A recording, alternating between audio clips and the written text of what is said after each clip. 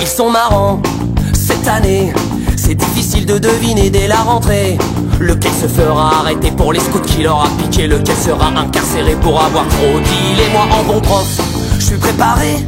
Un peu de maths et de français, du kickboxing, du karaté. Tant pis pour la géographie, ceux qui connaissent de l'Italie, c'est juste vaguement les spaghettis et Rocco Siffredi. Au programme de cette année, en français faudrait arriver à lire tout un livre en entier. Mais même d'Armand et Marc Lévy, y'a plus de 100 mots de vocabulaire. On sera toujours à lire la préface même après l'hiver. Et mon voisin en me voyant me dira bande de feignants. Alors vous êtes déjà rentrés, vous savez pas ce que c'est de bosser avec vos semaines de 20 heures. Vous bossez bien moins qu'un facteur et dire que je paye tous vos congés. Et puis vous êtes même pas bronzés sans copie à corriger. 2-3 Prozac, 8 cafés. Mais je l'entends quand même dire d'en bas. Je compte même pas la sécurité de l'emploi. Tu aux lunettes, c'est mon surdoué. Il sait écrire son nom sans faute, il sait compter. Waouh, bah c'est pas mal pour un troisième, il faut savoir s'en contenter. C'est clair qu'un intello pareil, il va se faire raqueter. 35 élèves, cette année, je leur ai demandé ce qu'ils voulaient faire comme métier. J'ai dit Zidane, 15 Amel Bent et 9 Booba.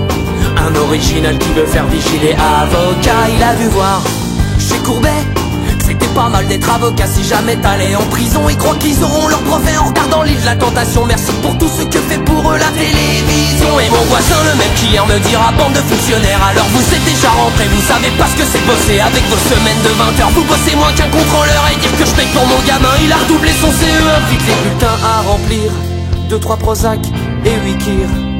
Mais je l'entends quand même dire d'en bas. Je compte même pas la sécurité de l'emploi.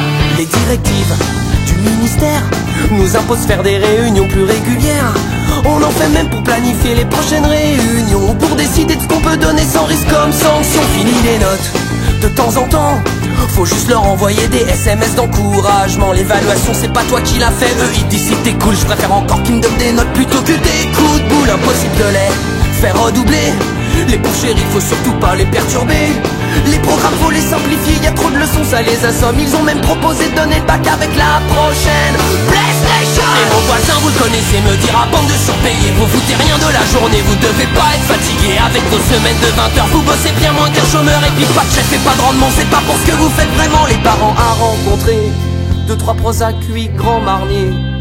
Et vu leur investissement, l'année prochaine ira pas en s'arrangeant. Faudrait peut-être songer à les adopter, venir les lever le matin, le soir les coucher, et peut-être dormir à leur place pour qu'ils restent éveillés en classe.